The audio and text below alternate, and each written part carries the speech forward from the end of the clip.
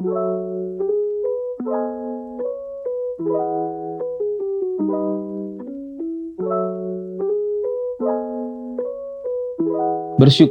kepada Tuhan sebab Ia baik, kekal abadi kasih setianya.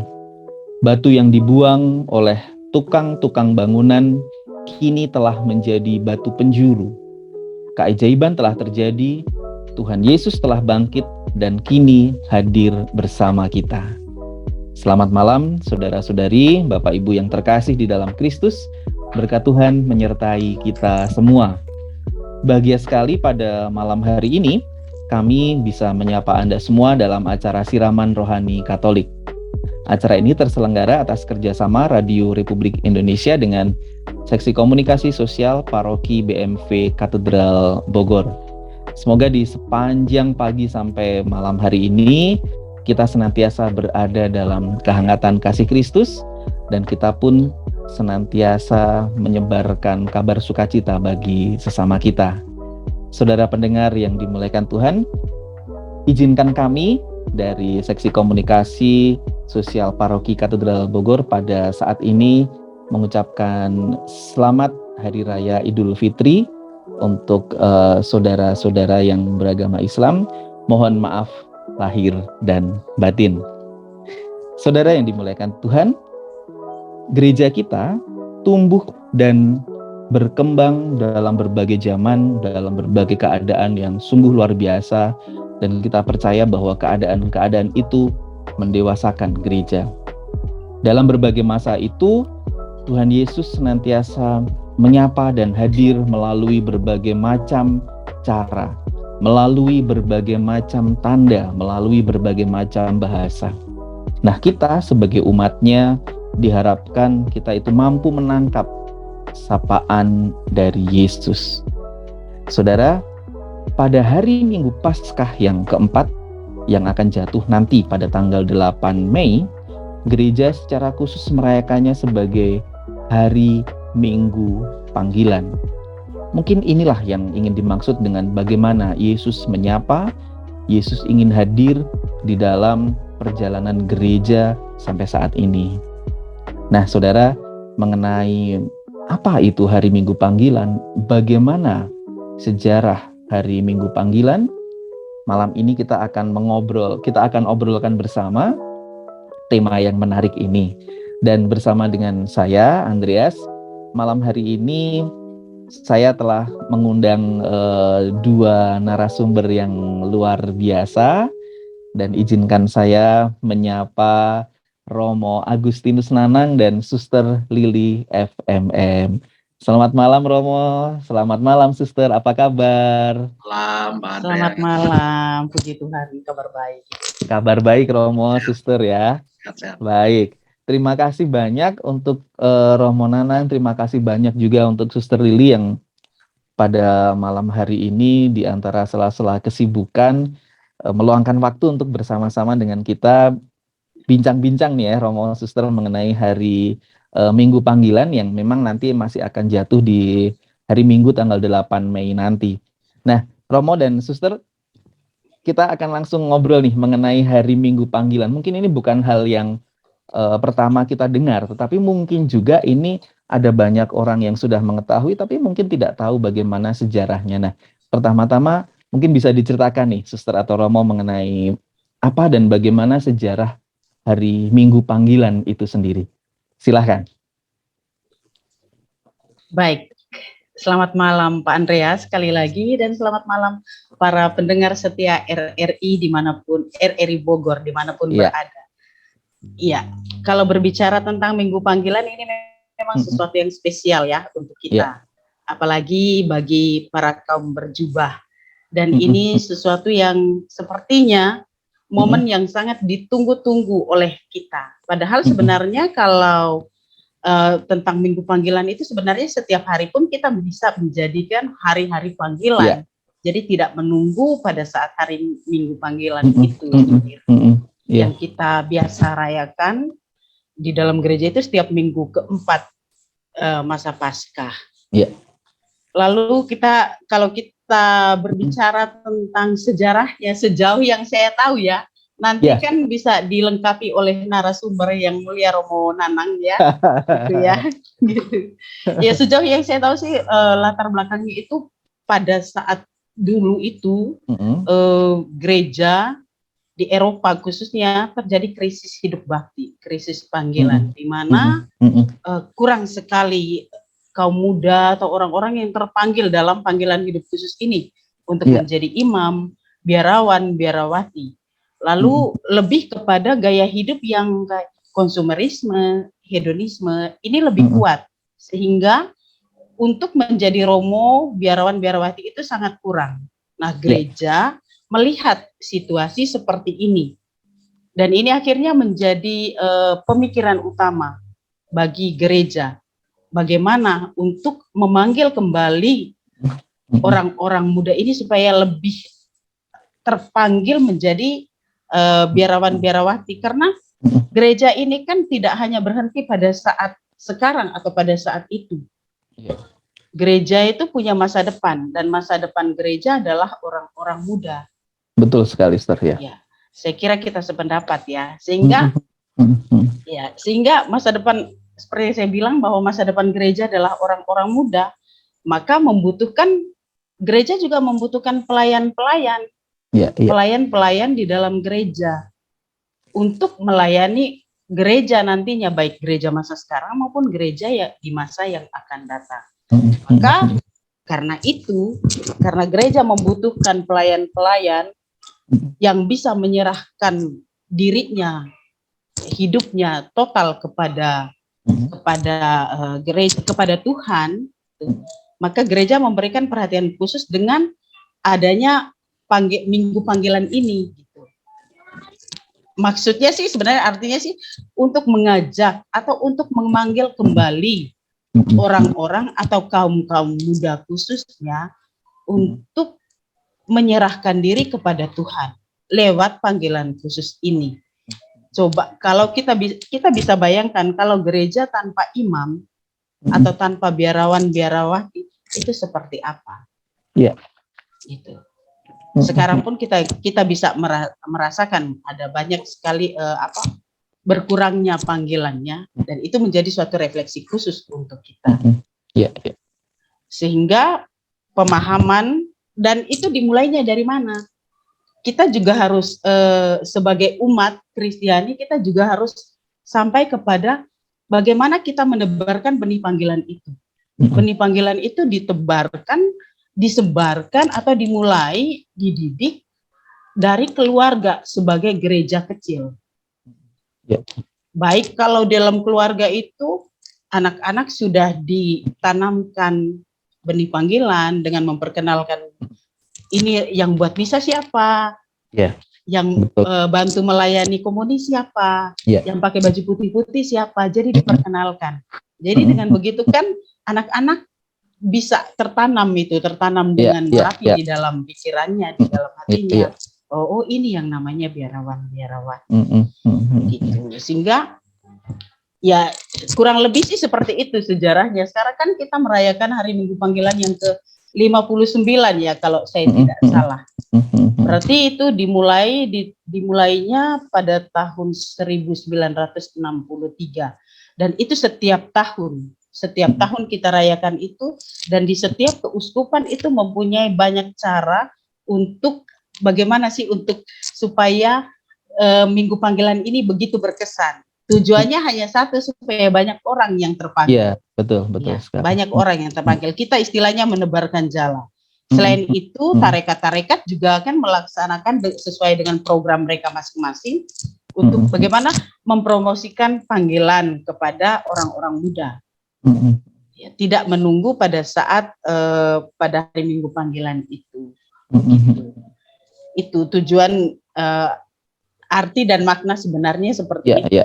Menanamkan benih panggilan bagi anak-anak untuk menjadi imam, biarawan supaya kaum berjubah ini masih ada yang melanjutkan. Saya kira seperti itu. Pak Andreas, mungkin Romo Nanang mau menambahkan, silakan.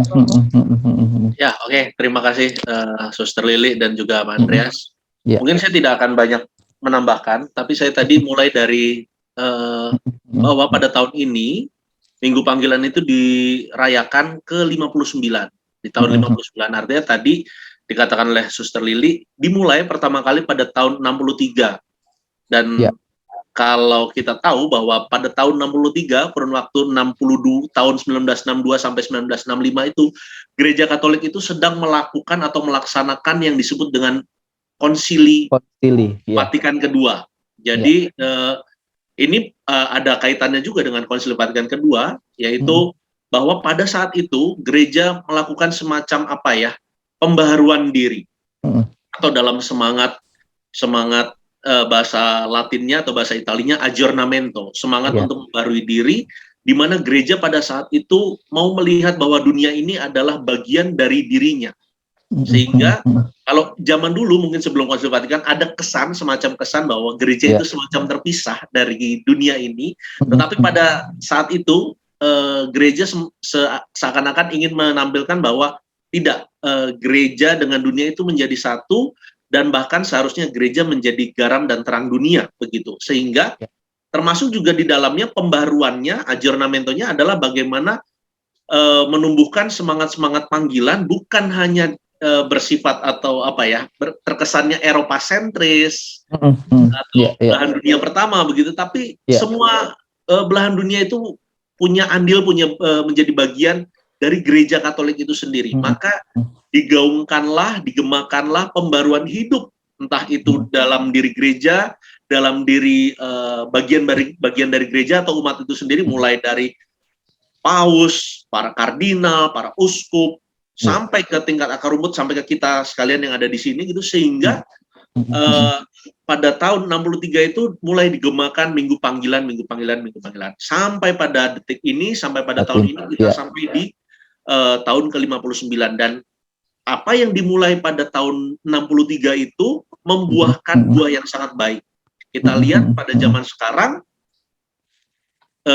kalau dulu kan banyak misionaris dari Eropa Romo bule, suster bule gitu. Sekarang kebalikan, justru kita yang mengirim banyak misionaris ke daerah Eropa, Amerika Latin, dan lain sebagainya. Artinya apa? Itulah buah yang sekarang sedang dipanen oleh Gereja Katolik itu sendiri. Ketika ada semangat pembaruan, maka buahnya itu dirasakan sampai sekarang.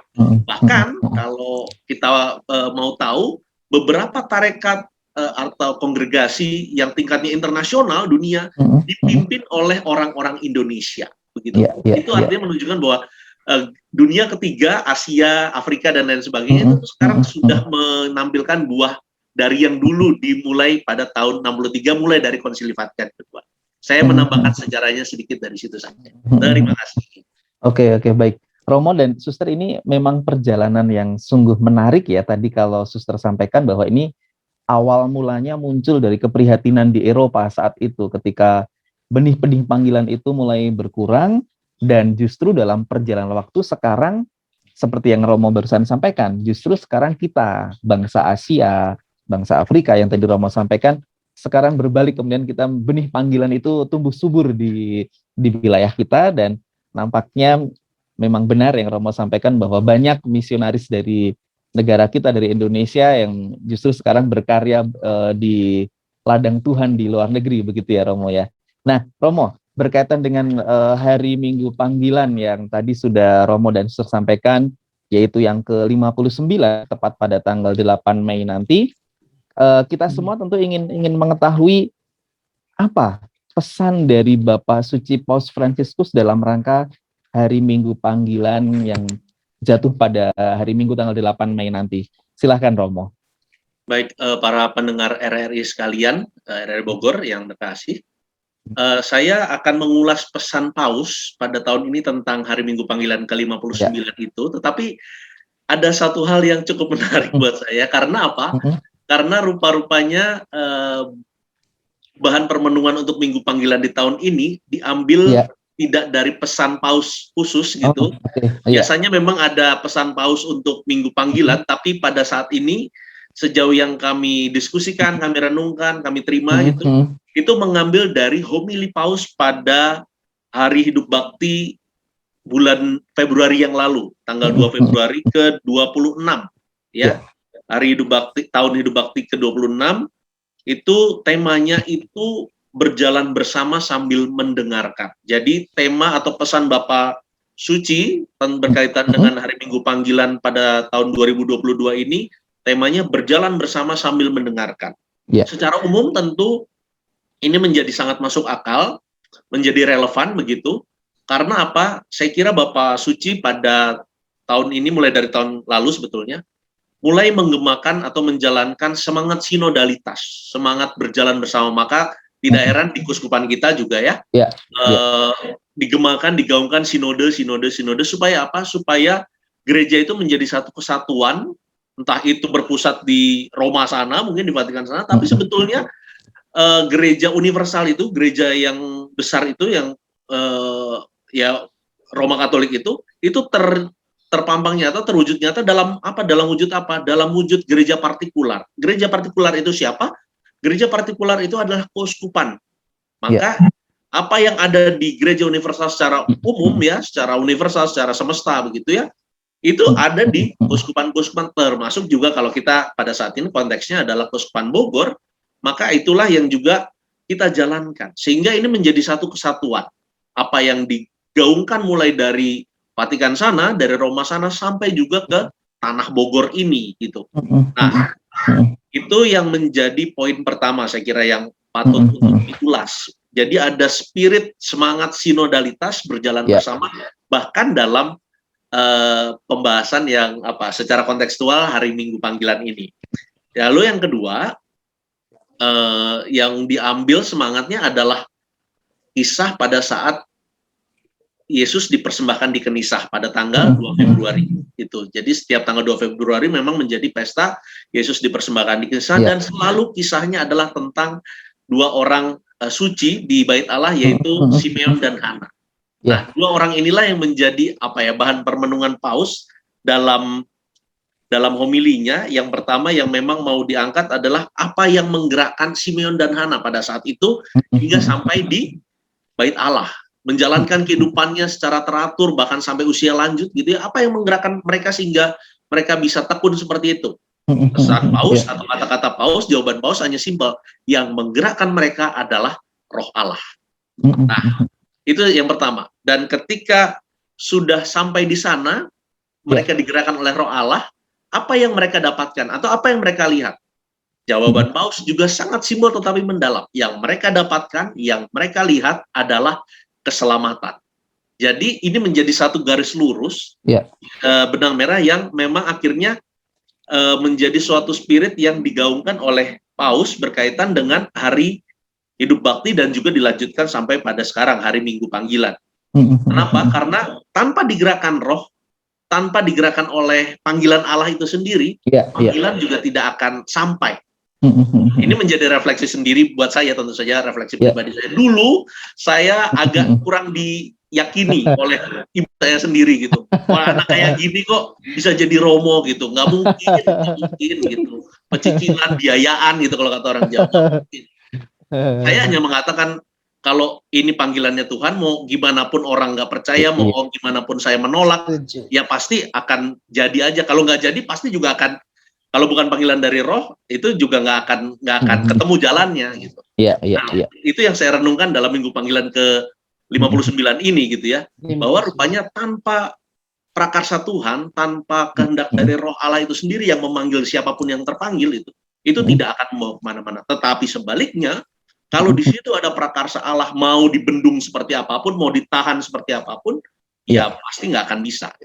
Nah, ketika sudah menjalankan atau mendengarkan kehendak Roh itu, kehendak Tuhan Allah itu sendiri lewat jalan panggilan khusus itu, maka orang-orang yang menjalani hidup secara khusus lewat panggilan khusus ini juga, maka yang dia usahakan adalah pertama-tama demi keselamatan.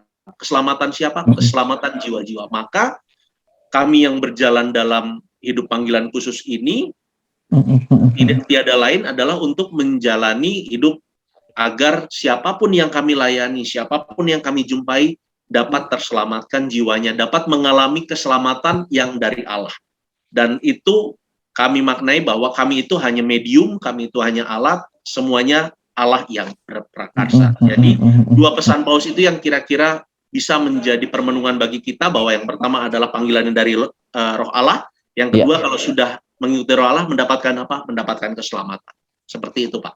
Mantap, mantap Romo, luar biasa, luar biasa. Kita semua pun percaya ya Romo dan Suster bahwa segala apa yang kita lakukan ketika kita menyerahkannya pada kuasa Allah, maka memang keselamatan itu akan terjadi dalam segala bentuk kehidupan yang kita jalani. Romo Nanang sungguh sangat istimewa menceritakan bagaimana kisah Romo bahkan oleh ibunya sendiri dulu sempat diragukan, tetapi luar biasa karya Tuhan bekerja dan kita telah melihat Romo Nanang hari ini telah menjadi gembala kita begitu. Nah, Romo ini masih melanjutkan tentang apa yang tadi Romo sampaikan berkaitan dengan pesan dari Bapak Suci. Tadi Romo sampaikan pada bagian penjelasan bahwa ada panggilan khusus begitu.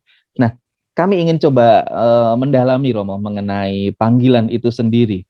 Sebenarnya kalau kita elaborasi lagi Romo, panggilan di dalam gereja Katolik itu ada berapa ya Romo, atau mungkin bisa diceritakan mengenai panggilan di dalam gereja Katolik itu. Silakan Romo. Oke, terima kasih Pak Andreas. Ya. Mungkin saya akan mulai dari apa yang kenapa disebut panggilan khusus gitu. Apakah mereka yang menjalankan panggilan khusus itu semacam pasukan khusus dari TNI gitu ya, semacam punya spesialisasi tertentu? Sebenarnya sih enggak gitu. Kenapa disebut panggilan khusus? Karena sebetulnya dari segi jumlah saja yang menjalani hidup seperti saya, seperti Sister Lily itu jumlahnya sedikit gitu dibandingkan dengan seperti Pak Andreas, rekan-rekan dari Komsos misalnya gitu, itu jauh lebih banyak begitu. Jadi andai kata kehidupan Pak Andreas yang jauh lebih sedikit, mungkin yang disebut panggilan khusus ya Pak Andreas itu ya romonya anak-anak itu gitu kan, dibandingkan saya atau Sister Lily gitu. Jadi sebetulnya disebut panggilan umum dan panggilan khusus karena memang dari segi jumlah kami jauh lebih sedikit dibandingkan dengan panggilan umum. Nah, apa itu panggilan umum? Sebetulnya setiap dari kita punya panggilan, panggilan atau apa ya, perutusan. Ketika kita sudah menerima baptisan, kita itu dipanggil menjadi imam, nabi, dan raja. Imam itu menguduskan, nabi itu mengajar atau mewartakan, dan raja itu memimpin. Gitu. Itu sama. Kita semua punya martabat yang sama. Pak Andreas, saya, Suster Lily, siapapun itu, Bapak Uskup, Bapak Paus, itu sama dengan kita. Jadi kita oleh karena baptisan punya kodrat yang sama, yaitu menjalankan tugas panggilan Tuhan Yesus sebagai imam, nabi, dan raja. Tapi dalam bentuk kehidupannya, kita menjalankan panggilan yang tadi, ada panggilan umum dan panggilan khusus. Panggilan khususnya itu adalah dalam konteks bentuk kehidupannya saja. Maka dalam bentuk kehidupan gereja Katolik atau yang disebut dengan bahasa resminya forma vivendi, begitu ya, bentuk kehidupannya ada 3 gitu, yaitu sebagai orang yang ditabiskan atau yang disebut dengan klerus ya, bukan kleru ya Pak Andre. Kalau Pak Andre, kalau saya mungkin terlihat seperti kleru, tapi saya sebenarnya klerus gitu ya, orang yang ditabiskan sebagai uskup, imam, dan diakon, itu masuk dalam kalangan klerus. Lalu yang kedua adalah kelompok atau kalangan seperti Suster Lily, orang-orang yang ditandai oleh kaul atau janji terhadap gereja untuk menjalankan 3 nasihat Injil. Begitu. Lalu yang ketiga adalah mereka yang hidup berkeluarga atau mungkin tidak menikah, menjadi selibat, tapi menjalankan nilai-nilai Kristiani. Nah, apa ciri khas kelompok yang ketiga ini? Mereka punya ciri khas yaitu menjiwai tata dunia atau kehidupan dunia ini dengan nilai-nilai Kristiani. Semacam Pak Andreas dengan entah itu sebagai guru atau sebagai penyiar gitu misalnya, ya itu tampil sebagai guru, sebagai penyiar, tetapi menjalankan, menghidupi, mempraktekkan kehidupan sehari-harinya dengan nilai-nilai Kristiani. Begitu. Sehingga orang tanpa harus bertanya agama Pak Andreas apa ya? Oh, tidak perlu tanya itu karena dari tutur katanya, berperilakunya sudah, ini kayaknya berbeda nih. Pak Andreas kayaknya bukan orang dari server sebelah ya, bukan ya. Ini kayaknya tiap hari mana ya, tiap hari Minggu ke gereja ya. Oh, berarti orang Katolik. Nah, semacam itu. Jadi tanpa harus berkuar-kuar dengan identitas yang lahiriah, tapi dengan pikiran, perkataan, dan perbuatan yang menunjukkan nilai Kristiani, maka orang sudah tahu, oh, itu adalah orang Kristen. Nah, maka tadi yang saya katakan, ketiga kelompok ini sebetulnya punya porsi yang sama, hanya dalam bentuk kehidupan atau dalam karya pelayanan dalam gereja itu memang dibedakan begitu. Tapi sebetulnya punya harkat yang sama, martabat yang sama sebagai sesama anak-anak Tuhan. Kurang lebih begitu. Baik. Nah, Romo, tadi pada bagian apa yang sudah Romo jelaskan mengenai jenis-jenis panggilan dalam hidup gereja, kalau Romo sudah jelas tadi, Romo bukan kleru, tapi klerus ya, termasuk ke dalam kaum klerus begitu. Nah, Suster Lili yang telah hadir itu masuk ke dalam kelompok hidup bakti begitu kalau tadi tidak salah begitu. Nah, mungkin Suster ini bisa dielaborasi lebih dalam lagi nih mengenai kelompok biarawati atau mungkin dimaksud dengan hidup bakti itu sendiri bagaimana, Suster? Silahkan. Iya, kalau sebenarnya sih Romo Nanang sudah menjelaskan begitu baik ya, dan begitu dalam, dan sudah komplit, paket komplit memang. Kalau kita Romo Nanang itu memang paket komplit gitu. Karena sebenarnya simple kalau mau dikatakan ya. Nanti Romo benarin apa yang saya omong kalau dianggap salah ya Romo ya. Gitu. Dan keliru tadi itu gitu. Iya. Karena kalau simpelnya ya, hidup bakti itu adalah yang dipahami baik oleh saya atau Romo atau Pak Andreas atau siapapun itu sebenarnya suatu penyerahan diri kepada Tuhan dengan menghayati nasihat-nasihat Injil yang tadi disampaikan oleh Romo Nanang itu. Dan itu juga kalau tidak salah diatur ya Romo ya di dalam kitab hukum kanonik ya bahwa hidup yang dibaktikan dengan pengikraran nasihat-nasihat Injil. Nasihat-nasihat Injil itu yang ada dalam kaul-kaul yang kita ikrarkan, entah itu kaul kemiskinan, kemurnian, maupun kaul ketaatan, begitu. Dan juga ini merupakan bentuk hidup kehidupan yang tetap dengan mengikuti Kristus lebih dekat atas dorongan Roh Kudus yang tadi Romo Nanang katakan bahwa tanpa prakarsa dari Allah mungkin itu tidak ada, gitu. Ya, sekalipun saya sembunyi di bawah kolong meja dimanapun begitu, kalau Tuhan itu tidak memanggil saya dan kalau bukan diprakarsai oleh cinta Tuhan, saya mungkin tidak berada di sini saat ini sebagai seorang FM. Saya mungkin tetap ada di Flores sana, di Manggarai sana, ya, dan bukan Suster Lili panggilannya dong. Mungkin saya pilih panggilan yang lain. Tetapi sejauh apapun saya mencoba menolak. Karena itu juga kan misteri panggilannya. Betul. Karena Tuhan punya prakarsa lebih dahulu mencintai saya, maka saya membalasnya dengan cara ini, dengan menyerahkan diri saya secara total kepada Tuhan. Ya. Bukan berarti yang lain lewat, tidak. Gitu. Iya. Lalu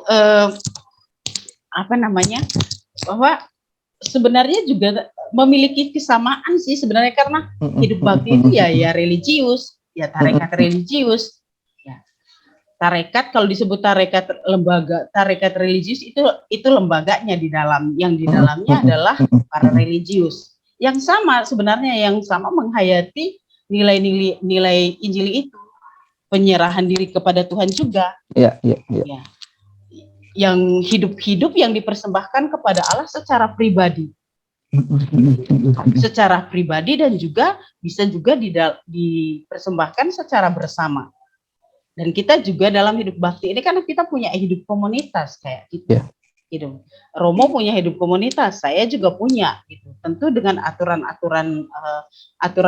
tertentu, dengan karisma yang kami miliki. Ya, yang dibawa oleh setiap kongregasi, dibawa oleh setiap tarekat untuk menghidupi karisma itu sebagai bentuk pelayanan dan penyerahan diri kami kepada Tuhan. Jadi kurang lebih seperti itu sih artinya, arti hidup bakti itu sendiri, dan kita termasuk di dalamnya. Gitu. Kenapa kami disebut dalam tarekat religius? Karena kita berada di dalam suatu lembaga dengan rules-nya tersendiri tanpa menghilangkan karisma yang kami miliki. Jadi kehidupan kami pun itu memang harus, yang kami hidupi adalah karisma kami. Betul. Gitu. Saya sebagai seorang FMM, ya yang saya hidupi adalah karisma saya sebagai seorang FMM. bukan karisma sebagai seorang imam projo gitu ya, imam seperti Romo begitu. Ya, kurang lebih seperti itu pemahamannya. Begitu. Baik, Tetapi baik. apapun panggilan itu ya kita sama begitu menyerahkan diri kepada Tuhan.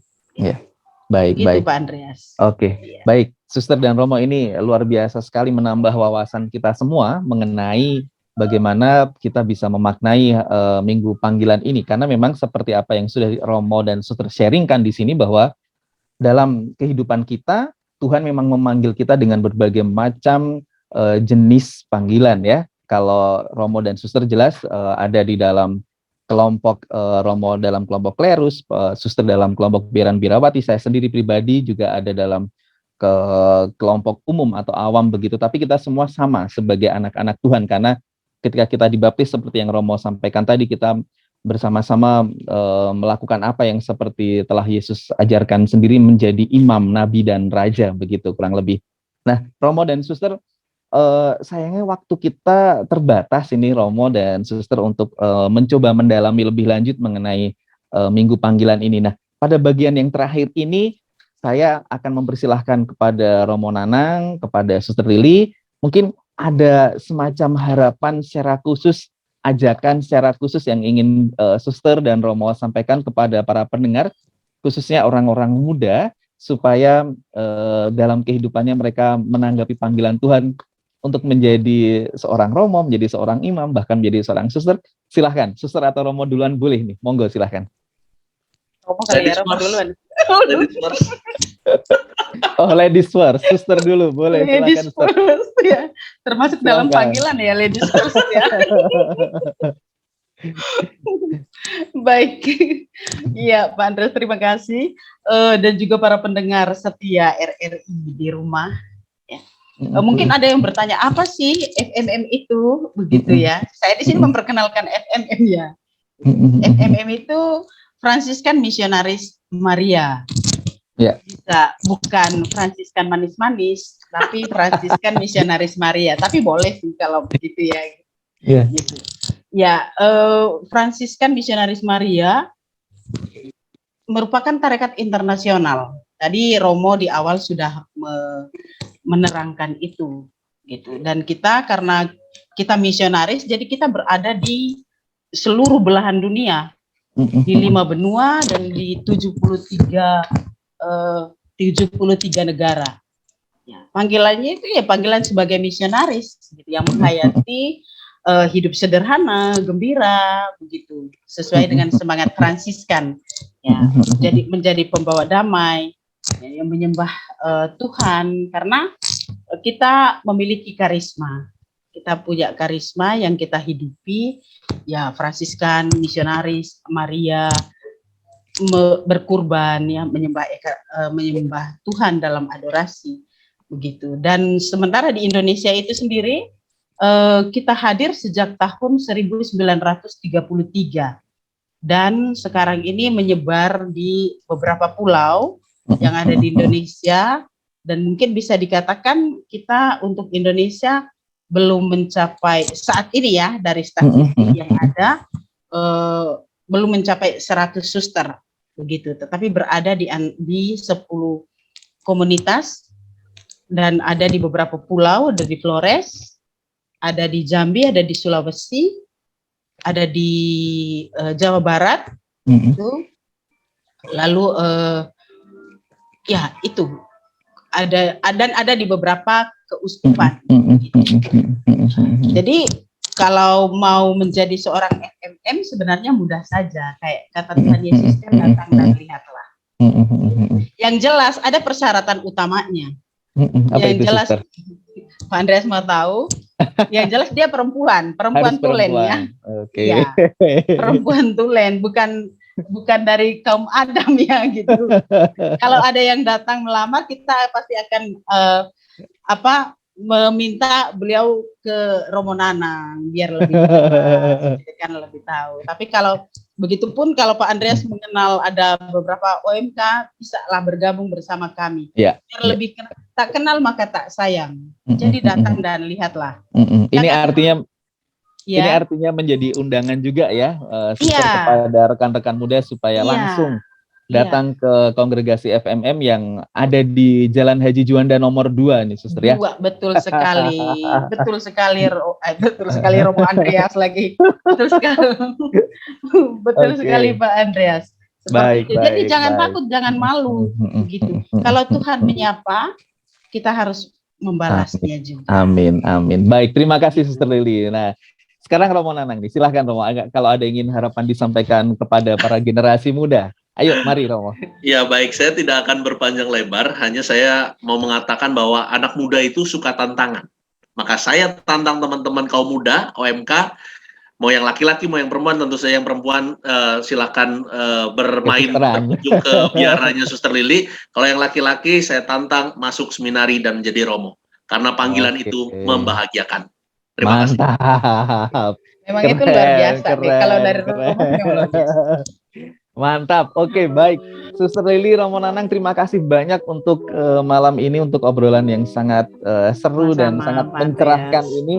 Harapan kita sama Suster Romo, semoga para pendengar, khususnya para bapak, ibu, oma, opa, maupun generasi muda yang saat ini mendengarkan siaran kita ini, sungguh terpanggil untuk menjadi pewarta di ladang Tuhan, menjadi imam, menjadi suster, menjadi bruder, mungkin tadi belum disebut juga, dalam segala panggilan hidup kita percaya bahwa Tuhan akan hadir. Nah, Romo dan suster, terima kasih banyak sekali lagi untuk kehadiran di malam hari ini. Sehat-sehat terus ya Romo, suster.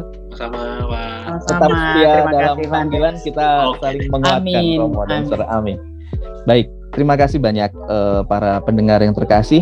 Benar sekali apa yang disampaikan dalam obrolan malam hari ini oleh Romo Nanang dan Suster Lili, bahwa segala panggilan Tuhan, segala bentuk panggilan Tuhan baik adanya ketika kita menjalaninya dengan hati. Karena apa yang paling penting di sini adalah bagaimana kita menanggapi panggilan Tuhan, bagaimana kita akhirnya menjalani hidup kita ini seperti apa yang Tuhan inginkan, yaitu menjadi imam, nabi, dan raja. Kita berharap bahwa siaran di malam hari ini sungguh membawa kekuatan iman kita untuk semakin di dalam menjalani hidup semakin kuat, semakin yakin.